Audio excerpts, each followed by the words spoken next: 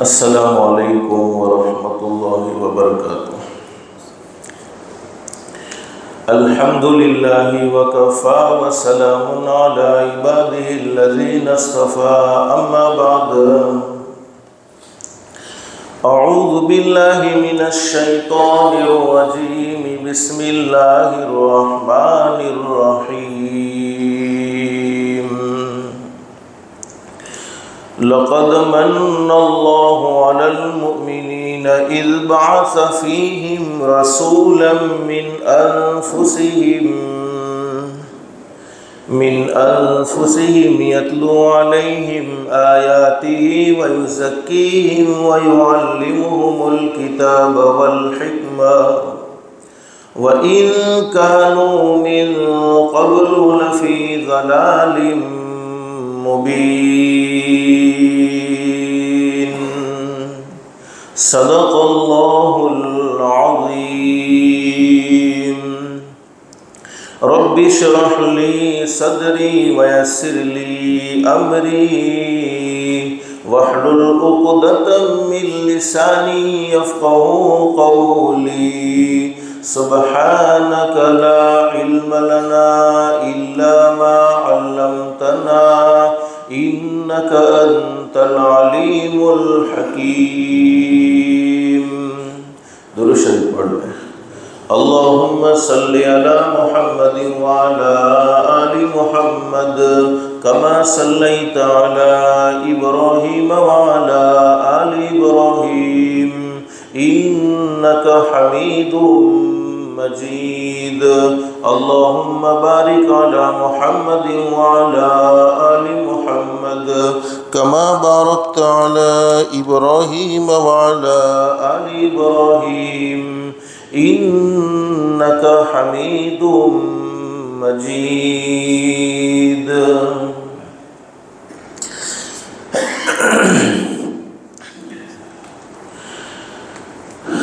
گزشتہ جمعے میں ذکر کیا تھا کہ اللہ کے احسانات کے بعد اگر ہم پر سب سے زیادہ کسی کے احسانات ہیں تو وہ ہمارے آقا تاجدار مدینہ محمد رسول اللہ صلی اللہ علیہ وسلم کے احسانات ہیں۔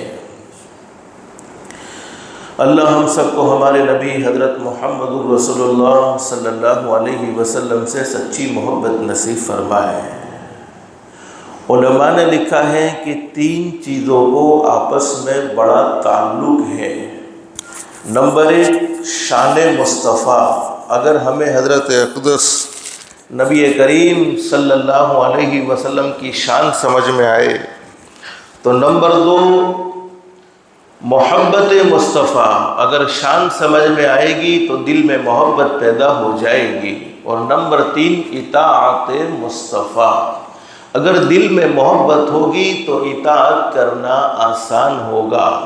ہر آدمی اسی کی بات کو قبول کرتا ہے جس سے اس کو محبت ہوتی ہے، اسی کی بات پر عمل کرنے کو دل چاہتا ہے جس سے دل لگا ہوا ہوتا ہے۔ اللہ ہم سب کو حضرت نبی کریم صلی اللہ علیہ وسلم سے سچی محبت نصیب فرمائے۔ بخاری شریف میں حدیث موجود ہے، حضرت انس رضی اللہ عنہ جنہوں نے 10 سال تک حضرت اقدس نبی کریم صلی اللہ علیہ وسلم کی خدمت کی ہے، 10 سال تک حضرت نبی کریم صلی اللہ علیہ وسلم کے خادم رہے ہیں۔ ایک مرتبہ حضرت انس رضی اللہ عنہ نے حضرت نبی کریم صلی اللہ علیہ وسلم سے سوال کر لیا، میرے محبوب آپ سے محبت تو ہم کرتے ہیں، بولو صحابہ کرام اپنی محبت میں سچے تھے یا نہیں؟ صحابہ کرام کی محبت کی کوئی مثال پیش نہیں کر سکتا ہے۔ حضرت نبی کریم صلی اللہ علیہ وسلم کے حکم پر نہ جان کی قربانی دینا ان کے لیے کوئی مشکل تھا، نہ مال کی قربانی دینا ان کے لیے کوئی مشکل تھا، نہ وقت کی قربانی دینا ان کے لیے کوئی مشکل تھا، بلکہ حضرت نبی کریم صلی اللہ علیہ وسلم کے حکم کے انتظار میں رہتے تھے۔ جب بھی حضرت نبی کریم صلی اللہ علیہ وسلم حکم فرماتے تھے فوراً اس حکم کی وہ تعمیل کرتے تھے، یعنی حکم کو پورا کر دیتے تھے، بلکہ حدیثوں میں، صحیح حدیث میں یہاں تک لکھا ہے صحابہ کرام کی محبت کا عالم یہ تھا کہ جب حضرت نبی کریم صلی اللہ علیہ وسلم وضو فرماتے تھے اور آپ کے جسم اطہر سے، آپ کے بدن اطہر سے لگ کر جو پانی نیچے گرتا، صحابہ کرام اس پانی کو نیچے گرنے نہ دیتے، بلکہ برکت کے طور پر اپنے ہاتھوں میں لے کر اپنے جسم پر اور اپنے چہرے پر ملتے تھے۔ اور یہ صحیح حدیث میں ہے، جس کو مل جاتا وہ اپنے جسم پر لگا لیتا، جس کو نہ ملتا وہ دوسرے کے جسم سے تری لے کر اپنے جسم پر ملتا تھا۔ حضرت نبی کریم صلی اللہ علیہ وسلم جب تھوکتے، اور میرے بھائیوں یقیناً ہمارے نبی حضرت محمد رسول اللہ صلی اللہ علیہ وسلم انسان ہے، بولو بے شک ہماری طرح ایک انسان ہے، لیکن سید البشر، ہمارے جسم کو حضرت نبی کریم صلی اللہ علیہ وسلم کے جسم سے کمپیر نہیں کرنا چاہیے، مقابلہ نہیں کرنا چاہیے۔ ہمارے پسینے میں بدبو ہے تو ہمارے آقا حضرت محمد رسول اللہ صلی اللہ علیہ وسلم کے پسینے میں وہ خوشبو تھی جو آج کے مہنگے سے مہنگے عطر میں نہیں ہو سکتی ہے۔ ہمارے تھوک میں بھی بدبو ہو سکتی ہے، لیکن حضرت نبی کریم صلی اللہ علیہ وسلم جب تھوکتے تھے مشک کی خوشبو آیا کرتی تھی۔ اور حضرت نبی کریم صلی اللہ علیہ وسلم حضرت حلیمہ رضی اللہ عنہ کے یہاں 2 سال رہے ہیں۔ حضرت حلیمہ رضی اللہ عنہ نے حضرت نبی کریم صلی اللہ علیہ وسلم کو دودھ پلایا ہے، بچپنا ہے۔ حضرت حلیمہ رضی اللہ عنہ فرماتی ہے نبی کریم صلی اللہ علیہ وسلم جب پیشاب فرماتے تھے مجھے کبھی بھی صاف کرنے کی نوبت نہیں آئی، جب آپ پاخانہ فرماتے تھے مجھے کبھی بھی صاف کرنے کی نوبت نہیں آئی، جب آپ پیشاب فرماتے تھے، پاخانہ فرماتے تھے، زمین پھٹتی تھی اور وہ سارا پیشاب اور سارا پاخانہ زمین میں اتر جاتا تھا اور اس زمین کے ٹکڑے سے مشک کی خوشبو آیا کرتی تھی۔ ہمارے نبی بے شک انسان ہے، اس میں کوئی شک بولو ہو سکتا نہیں ہے، لیکن ہماری طرح انسان نہیں تھے، سید البشر تھے۔ حضرت نبی کریم صلی اللہ علیہ وسلم کو اللہ پاک نے شان، مقام اور مرتبہ نصیب فرمایا تھا، بلکہ صحیح حدیث میں، بخاری شریف میں حدیث موجود ہے، حضرت نبی کریم صلی اللہ علیہ وسلم جب کبھی ناک صاف کرتے تھے، ناک میں سے جو چیز نکلتی صحابہ کرام اس کو بھی نیچے گرنے نہیں دیتے بلکہ اپنے ہاتھ میں لے لیتے تھے۔ حضرت نبی کریم صلی اللہ علیہ وسلم کو صحابہ کرام سے بھی محبت تھی اور صحابہ کرام کو بھی ہمارے نبی سے محبت تھی، بلکہ صحیح حدیث میں یہ بات بیان فرمائی، ہر صحابی یہ سمجھتا تھا کہ میرے نبی کو اگر سب سے زیادہ کسی سے محبت ہے تو وہ مجھ ہی سے محبت ہے۔ تو اصل حضرت نبی کریم صلی اللہ علیہ وسلم سے محبت صحابہ کرام نے تو بولو بے شک کی ہے۔ پھر بھی حضرت انس رضی اللہ عنہ نے سوال کر لیا، اللہ کے نبی آپ سے محبت تو کرتے ہیں لیکن یہ تو بتلاؤ محبت کس درجے کی ہونی چاہیے، آپ سے تعلق کس درجے کا ہونا چاہیے؟ تو بخاری شریف کے حدیث کے الفاظ فرمائے نبی کریم صلی اللہ علیہ وسلم نے، لا یؤمن احدکم حتی اکون احب الیہ من والدہ وولدہ والناس اجمعین، او کما قال النبی صلی اللہ علیہ وسلم، ہمارے نبی حضرت محمد رسول اللہ صلی اللہ علیہ وسلم نے ارشاد فرمایا، آدمی کے ایمان کا اس وقت تک کوئی اعتبار نہیں، یعنی اس کا ایمان مکمل نہیں جب تک کہ اس کے دل میں حضرت نبی کریم صلی اللہ علیہ وسلم کی محبت اس کے ماں باپ سے زیادہ، اس کے رشتہ داروں سے زیادہ، اس کی اولاد سے زیادہ اور تمام لوگوں سے زیادہ نہ ہو جائے۔ اب ہم اپنے دل کا جائزہ لے لیں کہ کیا ہمارے دل میں اس درجے کی محبت ہے حضرت نبی کریم صلی اللہ علیہ وسلم کی جس درجے کی ہونی چاہیے تھی۔ اور گزشتہ میں نے ذکر کیا تھا، ہر انسان کی منزل مقصود بولو اللہ کی ذات ہے۔ جس نے اللہ کو پہچانا، اللہ کو پایا، اس نے سب کچھ پا لیا ہے۔ جس نے اللہ کو نہیں پہچانا ہے، اللہ کو نہیں پایا ہے، اس نے کچھ بھی نہیں پایا ہے۔ حضرت عطا اللہ شاہ بخاری رحمۃ اللہ علیہ ہمارے اکابر علماء میں بہت بڑے اللہ کے ولی گزرے ہیں۔ حضرت عطا اللہ شاہ بخاری رحمۃ اللہ علیہ ایک بات بڑی زبردست بیان فرمایا کرتے تھے کہ سب کچھ خدا سے ملتا ہے، بولو دینے والا کون؟ ہم سب کا یہ عقیدہ ہونا چاہیے کہ سب کچھ ہوتا اللہ ہی سے ہے، دیتا اللہ ہی ہے، اور قرآن کریم میں اللہ پاک ہمیں یہ عقیدہ سمجھا رہے ہیں قُلِ اللَّهُمَّ مَالِكَ الْمُلْكِ تُؤْتِي الْمُلْكَ مَن تَشَاءُ وَتَنزِعُ الْمُلْكَ مِمَّن تَشَاءُ وَتُعِزُّ مَن تَشَاءُ وَتُذِلُّ مَن تَشَاءُ بِيَدِكَ الْخَيْرُ إِنَّكَ عَلَى كُلِّ شَيْءٍ قدیر۔ اللہ قرآن کریم میں یہ بات ہمیں سمجھا رہے ہیں، جسے مال، جسے حکومت، جسے عہدہ دینا چاہوں اسے کوئی چھین نہیں سکتا ہے، اور جسے چھیننا چاہوں اسے کوئی دے نہیں سکتا ہے۔ لیکن آگے اللہ قرآن کریم میں کیا فرماتے ہیں؟ وَتُعِزُّ مَن تَشَاءُ وَتُذِلُّ مَن تَشَاءُ۔ عزت اور ذلت بندوں کے ہاتھ میں نہیں ہے۔ ہم کہتے اپنی زبان سے ہیں، سنتے بھی کئی مرتبہ ہیں، لیکن یہ عقیدہ دل میں ابھی مضبوط نہیں ہوا ہے۔ کیسے پتا چلتا ہے کہ عقیدہ دل میں مضبوط نہیں ہوا ہے؟ اس لیے کہ جب ہمیں پتا چلتا ہے کہ کسی نے ہماری برائی کی، کسی نے ہماری کوئی کمزوری بیان کر دی، تو دل بے چین اور بے قرار ہو جاتا ہے۔ تو دل کا بے چین اور بے قرار ہو جانا یہ اس بات کی نشانی ہے کہ ابھی بھی اس آیت کریمہ کا یقین دل میں مکمل نہیں ہے، ورنہ اس آیت کریمہ کا یقین دل میں مکمل ہو تو سمجھ میں آ جاتا ہے، بولو عزت کون دے سکتا ہے؟ لوگ نہیں دے سکتے، صرف اللہ ہی عزت دیتا ہے۔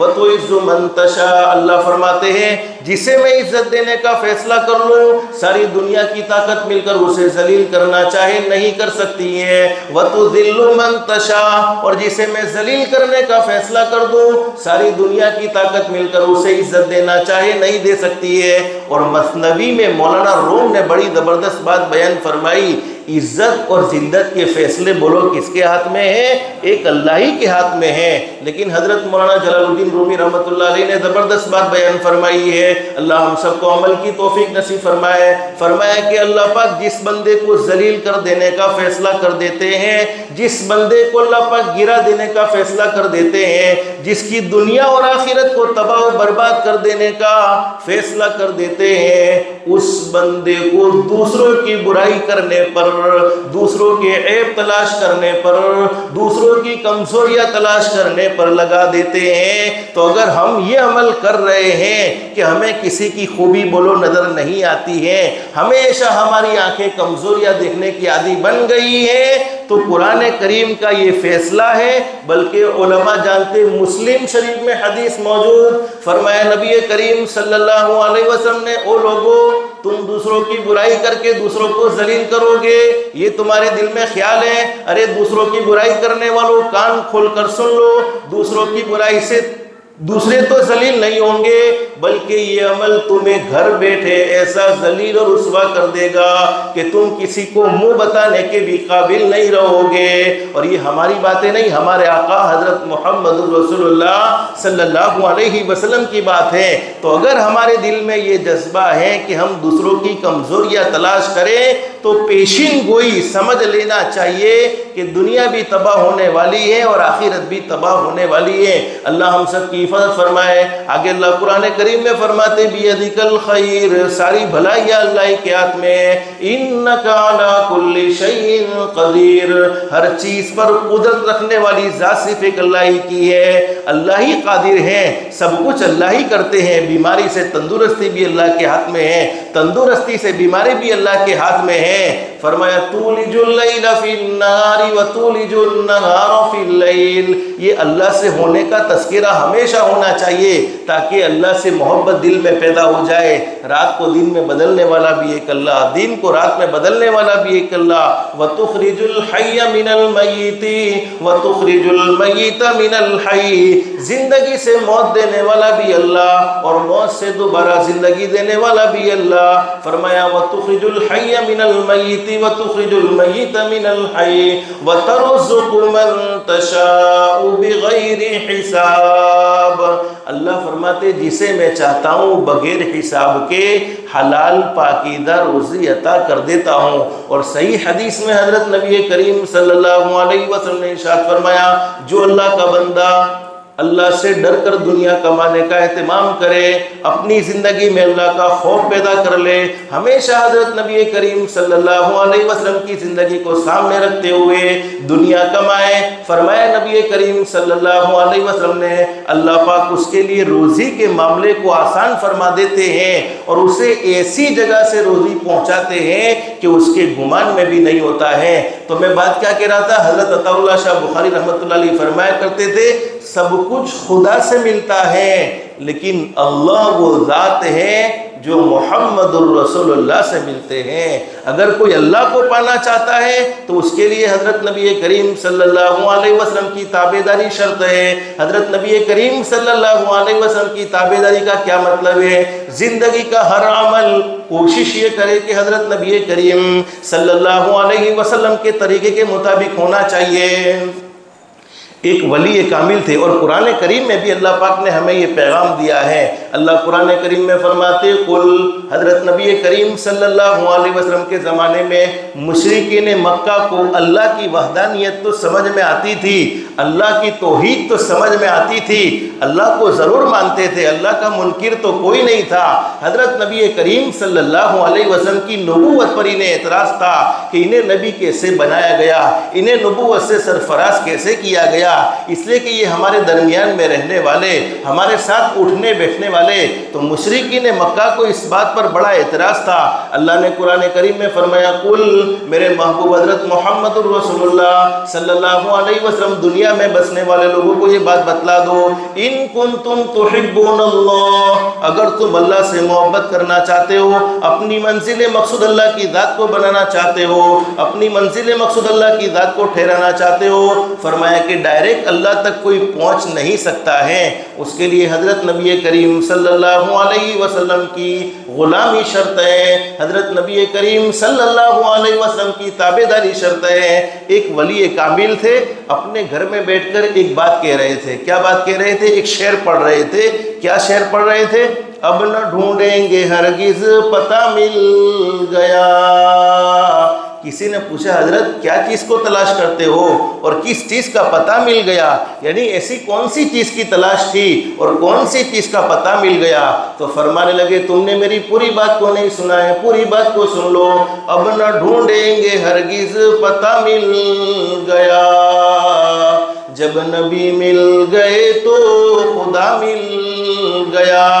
چونکہ یہ ربیع الاول کا مہینہ آنے والا ہے تو مختصر ہم حضرت نبی کریم صلی اللہ علیہ وسلم کی مبارک زندگی کو تھوڑا تھوڑا سنیں گے اور عمل کی نیت سے سنیں گے تو اللہ کی ذات عالی سے امید ہے دل میں ضرور محبت پیدا ہوگی، اور جب دل میں محبت پیدا ہوگی تو حضرت نبی کریم صلی اللہ علیہ وسلم کی تابعداری، آپ کی فرما برداری، آپ کی غلامی کرنا آسان ہو جائے گا۔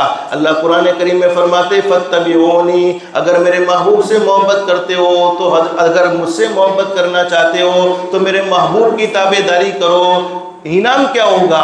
جب ہماری زندگی حضرت نبی کریم صلی اللہ علیہ وسلم کے طریقے کے مطابق ہوگی، ہم اپنی زندگی میں حضرت نبی کریم صلی اللہ علیہ وسلم کے فرمان کو سامنے رکھیں گے تو انعام کیا ملے گا؟ اللہ قرآن کریم میں فرماتے یحببکم اللہ، اللہ تم سے محبت کرنے لگے گا۔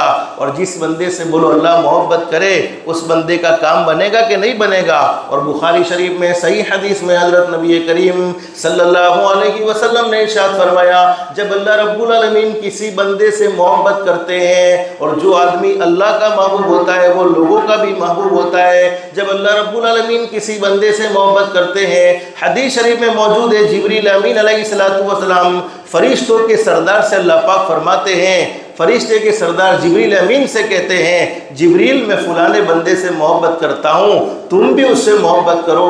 جبریل امین علیہ السلام اس بندے سے محبت کرنے لگتے ہیں۔ پھر جبریل امین علیہ السلام آسمان کے فرشتوں میں اعلان کرتے ہیں اللہ کا فلاں بندہ جس سے اللہ محبت کرتے ہیں، جس سے میں بھی محبت کرتا ہوں، لہذا آسمان کے فرشتوں تم بھی اس سے محبت کرو۔ آسمان کے فرشتے اس سے محبت کرنے لگتے ہیں، یہاں تک کہ زمین والے لوگ بھی اس سے محبت کرتے رہتے ہیں۔ اور جب اللہ کی نظر سے کوئی آدمی گر جاتا ہے، ایک مشکاہ شریف کی حدیث کا خلاصہ ہے، جب آدمی چھپ چھپ کر اللہ کی نافرمانی کرتا ہے، لوگوں کے سامنے تو اپنے آپ کو بڑا نیک ظاہر کرتا ہے، بڑا متقی اور پرہیزگار ظاہر کرتا ہے، بڑا اللہ سے ڈرنے والا ظاہر کرتا ہے، لیکن اس کی خلوتیں صحیح نہیں ہے، اس کی تنہائیاں صحیح نہیں ہے، اور وہ یہ سوچتا ہے کہ میں یہ گناہ کر رہا ہوں، فلانی اللہ کی نافرمانی کر رہا ہوں، کوئی مجھے دیکھنے والا نہیں ہے۔ آج بہت سے ماں باپ اپنے بچوں کی اس بات کی شکایت کرتے ہیں، میرا بچہ موبائل کا عادی بن گیا ہے، لیکن میں آپ کو اللہ کے گھر میں اللہ کو گواہ بنا کر کہتا ہوں، اگر ہم موبائل کا غلط استعمال چھپ چھپ کر کرتے ہیں، اگر ہمارے بچے ہمیں غلط استعمال کرتے ہوئے نہیں بھی دیکھتے ہیں، تب بھی غیر شعوری طور پر ہمارے گناہوں کی نحوست ہمارے بچوں میں ضرور منتقل ہوتی ہے۔ اور آج کے زمانے میں بچے وہ نہیں کرتے ہیں جو ماں باپ کہتے ہیں، بلکہ بچے وہی کرتے ہیں جو ماں باپ کو کرتے ہوئے دیکھتے ہیں۔ تو حدیث شریف کا خلاصہ ہے کہ جب آدمی چھپ چھپ کر اللہ کی نافرمانی کرتا ہے، چھپ چھپ کر اللہ کو ناراض کرنے والا کام کرتا ہے، وہ سمجھتا ہے کہ میں نے بہت عقل مندی کا کام کیا ہے، دنیا مجھے بڑا نیک سمجھتی ہے، دنیا مجھے بڑا متقی اور پرہیزگار سمجھتی ہے، لیکن اللہ پاک غیر شعوری طور پر لوگوں کے دل میں اس کی نفرت ڈال دیتے ہیں، لوگوں کے دل میں اس کی نفرت ڈال دیتے ہیں، پھر لوگ اس سے محبت بلو کرنے کو تیار نہیں، ہاں بس ظاہر سلام ضرور کریں گے۔ اور حدیث شریف میں علماء جانتے ہیں، صحیح حدیث میں ہمارے آقا حضرت محمد الرسول اللہ صلی اللہ علیہ وسلم نے ارشاد فرمایا، میری امت پر قیامت کے قریب ایک زمانہ ایسا آنے والا ہے، لوگوں کی زبان تو شہد سے زیادہ میٹھی ہوگی، وہ لوگ بولتے بہت میٹھا بولتے کہ نہیں بولتے ہیں کہ بھائی ہم کو تم سے بڑی محبت ہے، بڑا پیار ہے۔ حدیث شریف میں، صحیح حدیث میں ہمارے نبی نے فرمایا، لوگوں کی زبان تو شہد سے زیادہ میٹھی ہوگی، لیکن دل بھیڑیوں سے بھی زیادہ گندے ہو چکے ہوں گے، دل کچھ اور ہوں گے، زبان کچھ اور ہوگی۔ اللہ سے دل سے دعا کر لو، اللہ ہم سب کے دل کو بھی سچا بنائے، زبان کو بھی سچا بنائے۔ تو میں اصل بات یہ کہہ رہا تھا کہ چھپ کر اللہ کی نافرمانی کی ہوئی کبھی بولو چھپی رہتی نہیں ہے، بلکہ اللہ پاک کبھی نہ کبھی لوگوں کے سامنے ظاہر کر دیتے ہیں۔ اور حضرت نبی کریم صلی اللہ علیہ وسلم کی محبت کو دل میں لانا چاہتے ہیں، آپ کی اطاعت کا جذبہ دل میں چاہتے ہیں، تو سب سے پہلا کام تو ہمیں یہ بھی کرنا ہوگا کہ اپنی ذات کو گناہوں سے بچانا ہوگا، اللہ کو ناراض کرنے والے کاموں سے بچانا ہوگا۔ اب ہم سوچتے ہیں کہ ہم نے کون سا اللہ کی نافرمانی کرنے والا کام کیا ہے، کون سا اللہ کو ناراض کرنے والا کام کیا ہے۔ روزانہ ہمارے کانوں میں الصلاۃ خیر من النوم کی صدائیں آ رہی ہیں، پھر بھی ہم اٹھنے کو تیار نہیں، آرام کی نیند سوئے ہوئے ہیں۔ بولو اس سے بڑا بے شرم کوئی ہو سکتا ہے، اس سے بڑا گنہگار کوئی ہو سکتا ہے جس کو اللہ نے بہترین نیند سلایا ہو اور فجر کی نماز میں اپنے گھر کی طرف بلایا ہو، اس کے باوجود اس کے قدم مسجد کی طرف نہ اٹھے ہو اور وہ اپنے بستر کو چھوڑنے کے لیے تیار نہ ہو۔ ارے اپنی دکان پر بیٹھ کر روزانہ حی علی الصلاۃ حی علی الفلاح کی صداؤں کو سنتا ہے، حالانکہ اس رب نے اس پر کتنا کرم کا معاملہ فرمایا، کتنا احسان کا معاملہ فرمایا، اس کی حیثیت سے زیادہ اسے دیا، لیکن ہوا ایسا ہے کہ دینے والے کا گھر ہم بھول گئے ہیں۔ اور یاد رکھو، جو اللہ کے سامنے جھک جاتا ہے، اللہ تمام کی تمام مخلوق کو اس کے سامنے جھکا دیتا ہے، اور جو اللہ کے گھر سے دور بھاگتا ہے پھر اسے دنیا والوں کے سامنے جھکنا پڑتا ہے۔ باقی باتیں رہ گئی، زندگی رہی، آئندہ یہیں سے ذکر کریں گے انشاءاللہ۔ اللہ ہم سب کی دنیا بھی بہتر سے بہتر بنائے، آخرت بھی بہتر سے بہتر بنائے۔ ہمارے آقا حضرت محمد الرسول اللہ صلی اللہ علیہ وسلم اور اللہ کی سچی محبت ہمارے دل میں داخل فرمائے۔ اللہ ہم سب کے لیے عمل کرنا آسان فرمائے، اللہ کے احکام کے مطابق حضرت نبی کریم صلی اللہ علیہ وسلم کے طریقے کے مطابق زندگی گزارنے کی توفیق و سعادت نصیب فرمائے۔ اللہ پاک ہم سب کو کہنے سننے سے زیادہ اخلاص، استخلاص اور استقامت کے ساتھ عمل کی توفیق نصیب فرمائے، آمین یا رب العالمین۔ وآخر دعوانا ان الحمدللہ رب العالمین۔ جن کی سنتیں باقی وہ سنتیں پڑھ لیں، جو سنتوں سے فارغ ہو گئے دعاؤں میں، درود شریف میں اور استغفار میں لگ جائے۔